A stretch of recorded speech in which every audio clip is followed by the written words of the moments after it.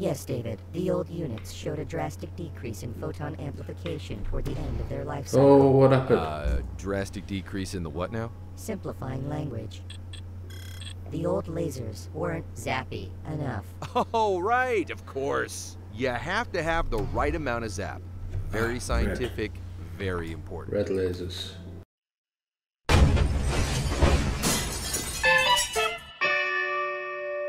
Hello Internet, welcome to Games Done Wrongish.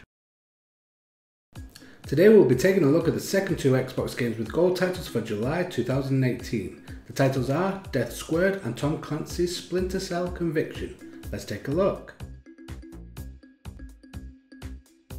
Death Squared is a story-based multiplayer puzzle game. There are two main modes in the game, they are story and party. In the story mode you control two blocks. You need to move each of these with one of your thumbsticks when playing solo. For instance, the left stick will control the red cube and the right stick the blue cube. The aim of each puzzle is to get both blocks to sit on their corresponding coloured circle. To do this you may have something as simple as navigating some narrow paths or something much more difficult, such as using one block to carry the other around to reach a higher ledge to activate a button or panel to help you continue. Like a lot of puzzle games over the years, the story is based around a human testing AI in a simulation, and you are playing as the AI, which are the cubes. The puzzles start out fairly easy enough, even though I had to think a little on puzzle 3. Despite this, I made it through to completing puzzle number 20 out of 80 in my play session and enjoyed it for the most part. The game has 25 achievements to collect for your 1000 gamer score. The estimated time to collect them all is around 12 to 15 hours. Overall, I think this is a fun little puzzle game. The narration sets the tone and makes it a little light-hearted, which I think helps as it could possibly get a bit boring after a while without it. That said though, I was playing solo and I can see it being much better in multiplayer. You can play with two players in either of the main modes. In story mode you will each control one cube and will need to help each other out to complete the level. In party mode you will control two cubes each with your thumbsticks. That or you can have two more players join and once again each control one cube. 4 players, 4 cubes. If you're into puzzle games I recommend you give it a go, and if you have friends or siblings around that may be even better. Tom Clancy's Splinter Cell Conviction is the 6th title in the Splinter Cell series, which was released back in 2010. Despite playing some of the earlier games back in the day, I cannot remember any of the story and therefore had no knowledge of the character and the previous games going into this. Luckily the game tries to get you up to speed fairly quickly. You are advised that as Sam Fisher, the main protagonist in these games, you no longer work for the US Army or Defence organisations due to previous events that required you to terminate your ex-colleague and find out that your daughter had been murdered in a hit and run. These events took their toll on Sam and as such he quit his position as a Splinter Cell agent.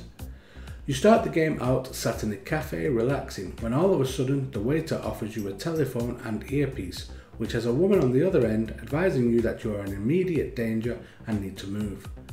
You then find out that the person that may have murdered your daughter is in town and thinks you are there to find and kill him, so he has sent a mob to take you out and prevent this from happening.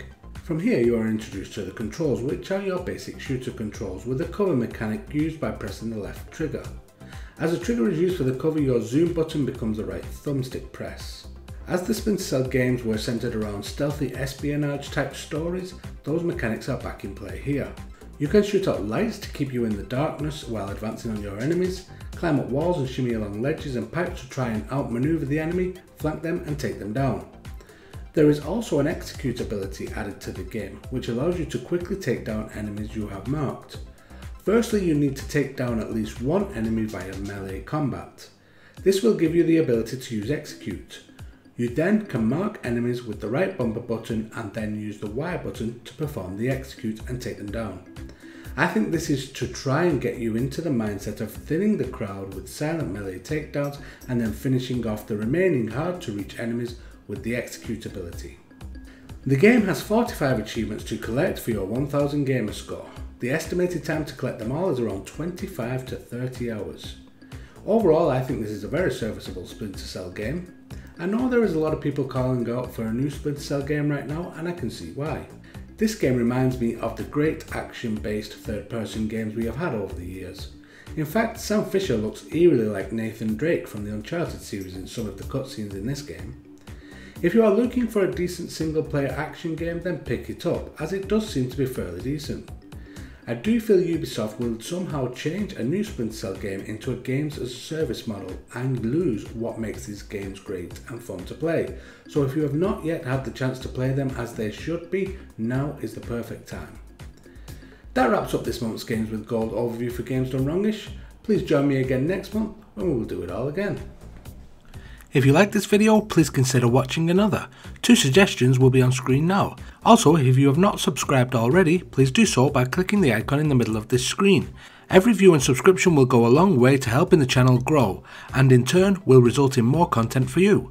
Thank you, and until the next time, goodbye.